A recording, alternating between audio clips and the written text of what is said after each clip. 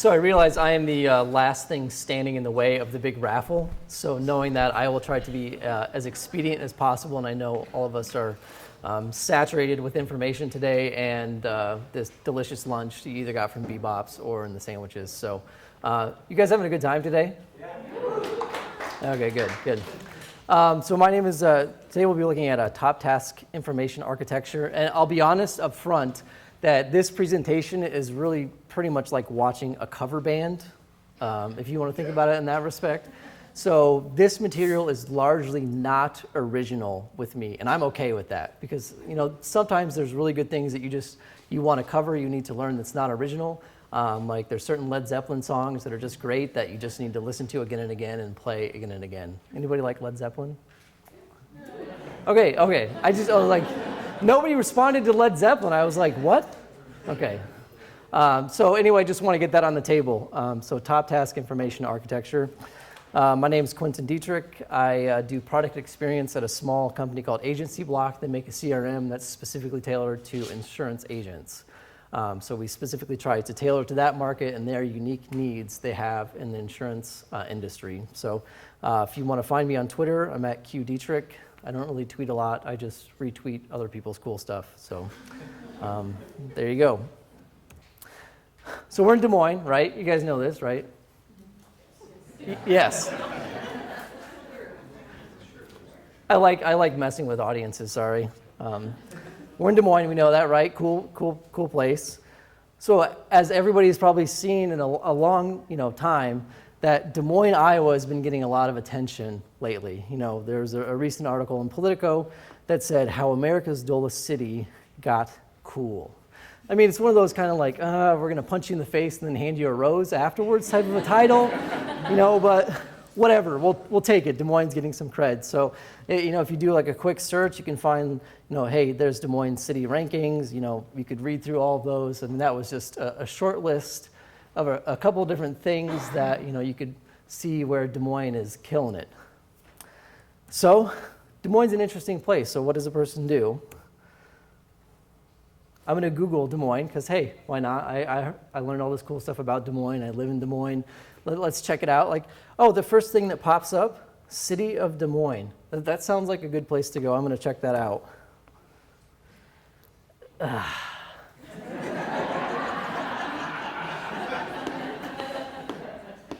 Let's just leave this here for a little bit. Does anybody work for the city here? Okay, good. That means I will not get punched in the face after this presentation. Not so good. So, you think of all the amazing things that, they say about Des Moines, all the different rankings. The Des Moines City's website is kind of struggling. And so we have this problem. The Des Moines website needs some help. There's a content overload. It's super messy in its information architecture. So today we're going to basically be using the top task information architecture approach to, look at the Des Moines website and say, if we were going to approach a problem like this, super messy information, wide reach, all this stuff, how would we approach it? And the first thing that I think is interesting when you start thinking about websites, and I'm stealing this quote specifically from Jerry McGovern, is that websites don't poop.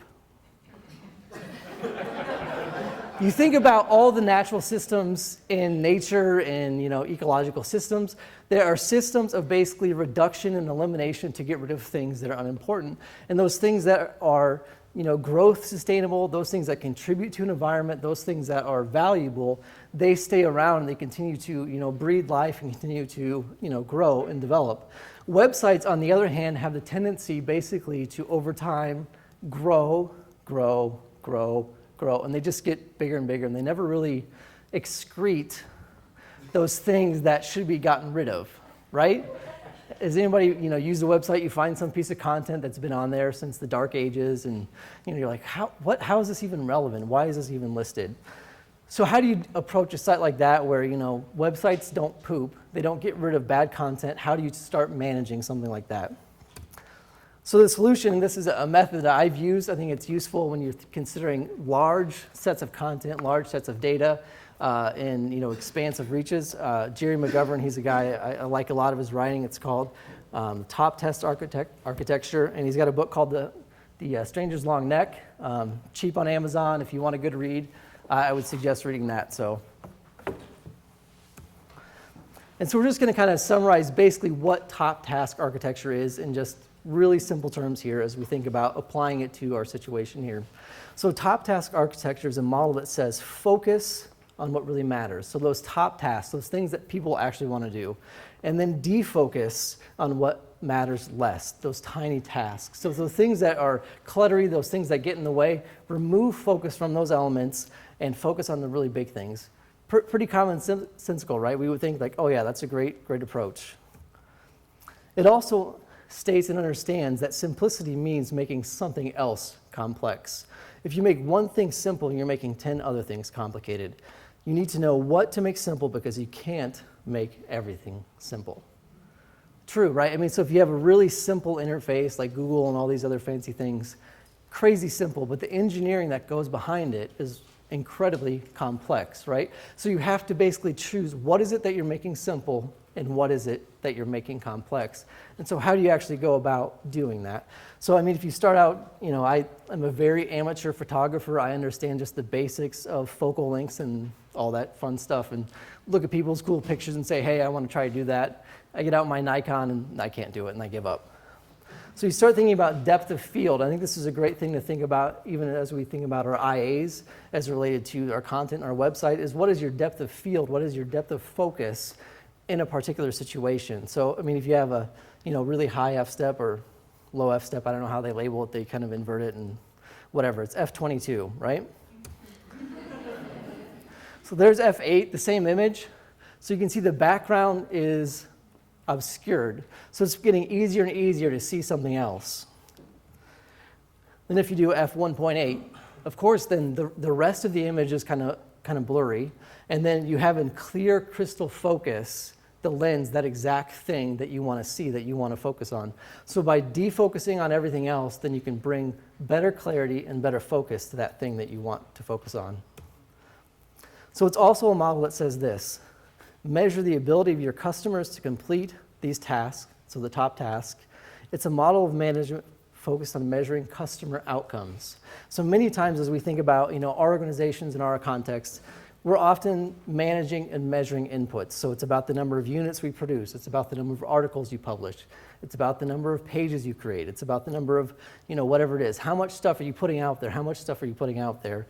It's about systems. It's about tools launched. Did stuff get done? Did it get on time? And did it get done on budget? So those are often the things, the pressures we feel.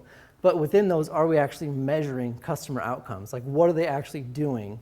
What are they actually accomplishing with everything that you're creating? So the approach, so we're just going to cover how it's done in 4 simple steps, and then if you're more interested in this at a detailed, more granular level, if you just Google Jerry McGovern top task, or you check out his book, I highly recommend it. You can get more details on that. So we start out with the assumption that there's 2 types of tasks. There's top tasks. Those are things that are, a small set of tasks, usually less than 10, often less than 5, that matter most to your customers. You can often think of this as like the 80-20 rule, and lots of other models that think around that idea. So tiny tasks on their own, these tasks seem innocent enough. It's just one more page, one more link, one more graphic. So those really kind of things that start adding up and start adding to the clutter, those little tiny things that are insignificant, that start cluttering up your site or your IA. So step 1 in the process is this: gather the long list of all of the potential tasks that a person can perform on your site. So if we're thinking of Des Moines' website, we would gather everything that a person could possibly do or think of doing.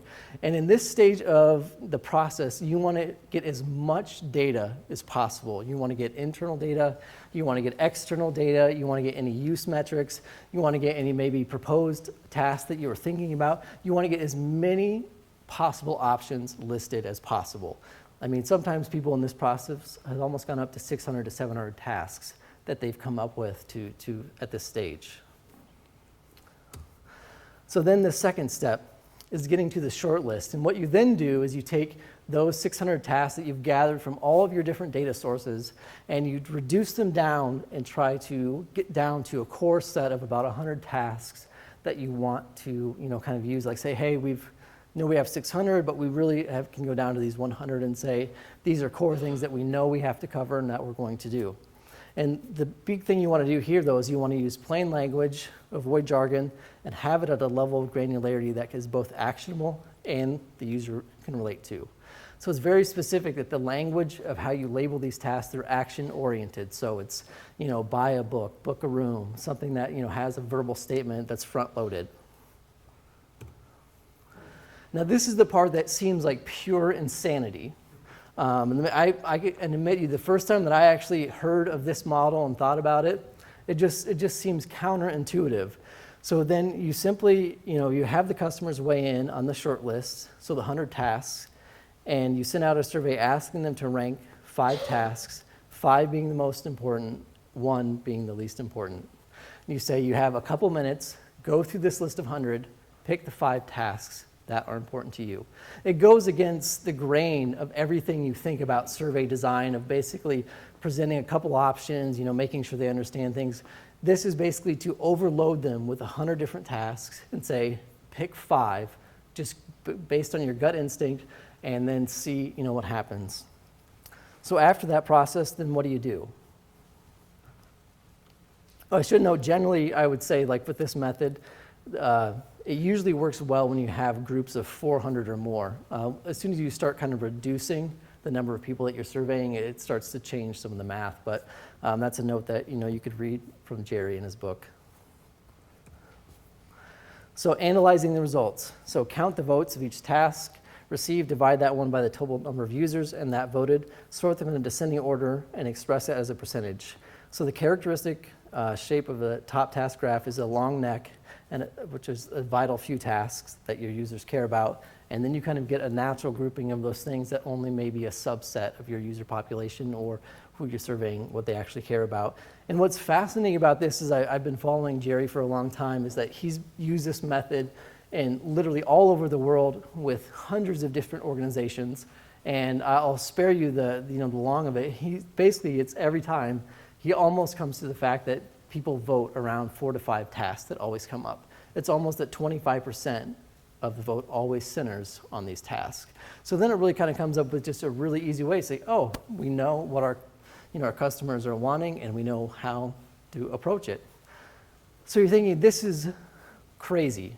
So I come up with all these questions. I just send it out to people, have them pick 5 out of 100, get that in, analyze the data, and I'm supposed to organize like a whole gargantuan website around that. I mean, does this really work? I mean, this just sounds like it shouldn't work, right?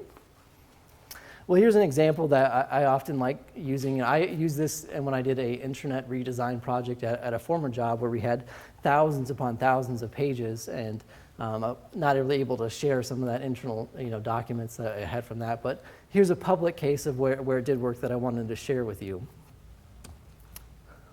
So here is what used to be the Liverpool City Council's website. As you can see, there's all kinds of things. The funniest thing, it says "do it online," which you're on the website, right? And then you have this section called "most popular." I mean, does that imply other things in the site aren't popular? And then you have this other section over there on the left. I mean, how do you actually find something or do something on that? I mean, this is pretty typical government website when we think about that, or even just large content organizations. They create just all these mired layers of navigation. They create this top navigation, say, oh, we forgot this one thing, so let's just add it in. Oh, we forgot this, let's add it in. And then you get this really crazy, messy system. So they did a top task architecture process on their site, and this was the result. So basically, if you look at the 3 red boxes, the top red box there was their top task. So they basically found out that people had 5 kind of questions. So lifestyles, their leisure centers that they would use, there were libraries, there were collection bins, and then reporting faults, and then information about their neighborhood. And then they found that then they organized the rest of the information in the medium tasks and the tiny tasks that went under that. And so then that basically they just took all their data from this top task survey, and that was their IA. And they continue to use that as a metric to then measure everything about the performance of the site. And what they saw is, they had 4,000 pages before. They reduced it down to 700. They had a reduction in call support, that they had to deal with citizens. They had a 400% increase in online reporting. So citizens found the site so much more usable. They were reporting, things, wrong with the city, or, lights going out or potholes or things like that. The really crazy thing is that there were 4 customer complaints. So in the whole city, I think Liverpool is about a million people or so, from what I've remembered. 4 complaints. It's pretty low. The ironic thing is there were tons of complaints from all the staff writers from the city. They were all worried about, where's my content? Where's it going? Why am I not getting this on the homepage? This should be important. Put this out there, put this out there. And they were able to use this top task architecture to say, hey, this is not something people care about. I mean, you can continue to write about it, but we're going to shove it down at the bottom. And sorry, good luck. So at the end of the day, top task architecture is a model that gives you the data to focus on what really matters, removing or at least de-emphasizing a whole plethora of tiny tasks and improving those small top tasks that your customers really want. So like I said, this is just a kind of a report of that method. I've used it in a couple different circumstances. It typically works well when you have very large sets of pages, or you're in a very large organization and you're trying to figure out, how do we manage the beast? How do you deconstipate your website? Basically, how you get things out of it and move it to keep it lean, clean, and simple. So that's all I got. Any thoughts, questions? Can you put the slide of the book that has the title? Oh, at the very beginning? Yeah.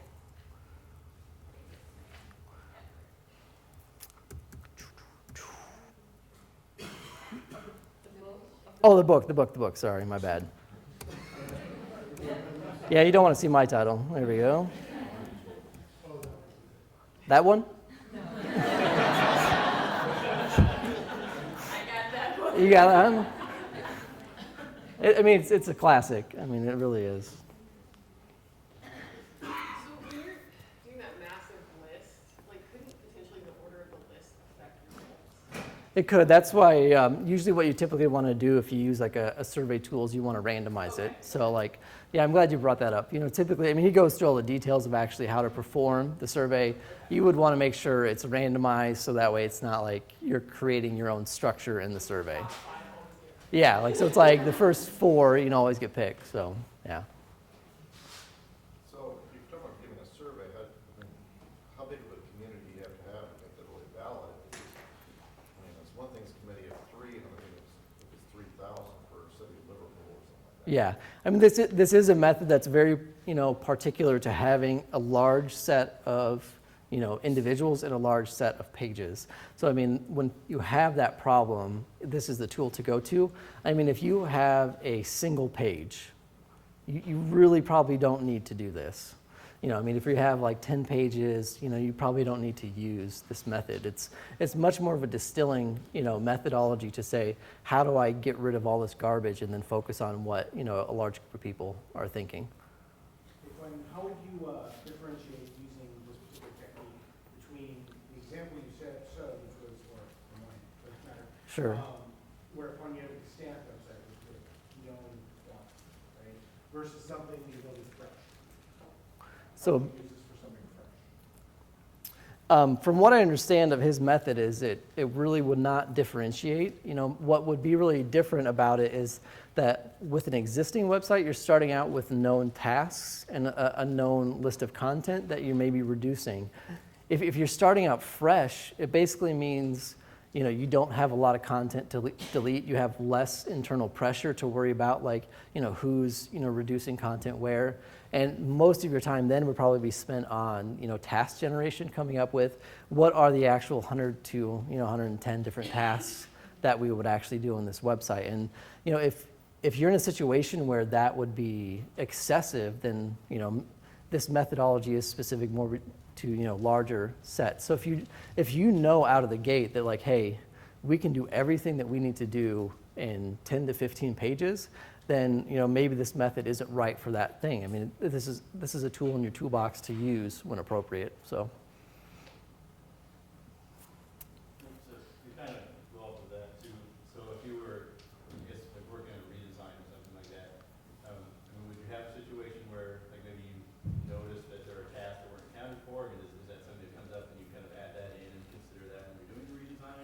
Sure. That's just working off of what they have and trying to whittle that down. Yeah, I mean, I think that's a definite, risk that you would probably want to weigh. So there's a lot of work that you need to do in that initial task discovery to really make sure that you're accounting for everything that you need to account for. So when you do all your data and survey work, you're not missing something. And, it's very possible you might miss something, but, if you're doing your work correctly, you won't miss the major items. In theory, you maybe miss a couple tiny tasks, which if you miss those, who cares anyway?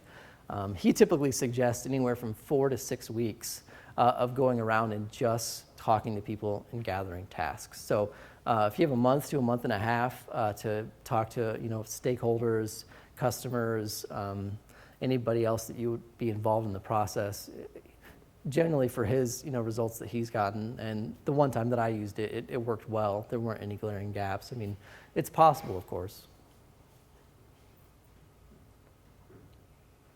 Any other thoughts? Are everybody ready for the raffle?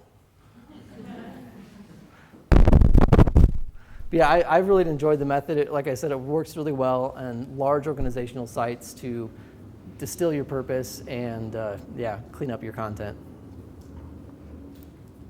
Thanks, guys.